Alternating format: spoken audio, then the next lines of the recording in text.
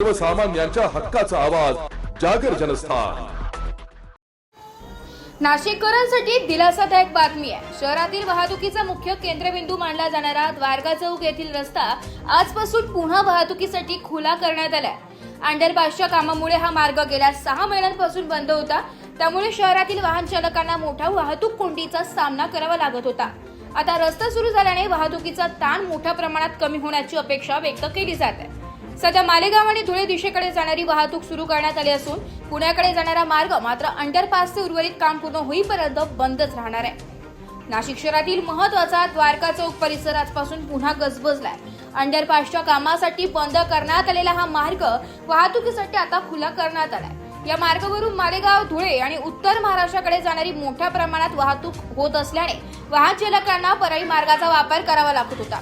आता रस्ता सुरू झाल्याने प्रवाशांचा वेळ वाचणार असून वाहतूक कोणतीही घट होणार आहे।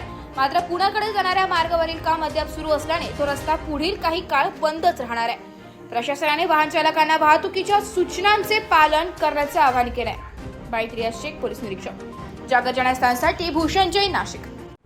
द्वारका सर्कल येथे अंडरपासचे काम चालू झाल्यापासून साधारणतः 3 महिन्यापासून द्वारका सर्कल हा धुळे ते मुंबई आणि मुंबई ते धुळे बाजू वाहतुकीसाठी पूर्णपणे बंद करण्यात आली होती। परंतु आज एका स्लॅबचं 22 मीटरच्या स्लॅबचं काम पूर्ण झाल्यामुळे आपल्याला 22 मीटरचा रस्ता प्राप्त झाल्याने आपण मुंबई ते धुळे आणि धुळे ते मुंबई ही वाहतूक पूर्णपणे सुरू केलेली आहे।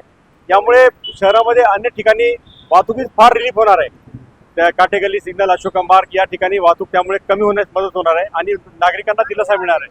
परंतु त्याचबरोबर वडाळ नाका आणि ट्रॅक्टर हाऊस या ठिकाणी काही प्रमाणात वाहतुकीचं जास्त प्रमाण झाल्यामुळे काही प्रमाणात वाहतूक कोंडी होण्याची शक्यता नाकारता येत नाही। तरी नागरिकांना आवाहन करण्यात येते की त्यांनी सहकार्य करावे आणि अन्य मार्ग वाहतुकीसाठी फार चांगला त्याच्यावर परिणाम होणार आहे, तरी त्या लोकांना दिलासा मिळण्याची शक्यता आहे।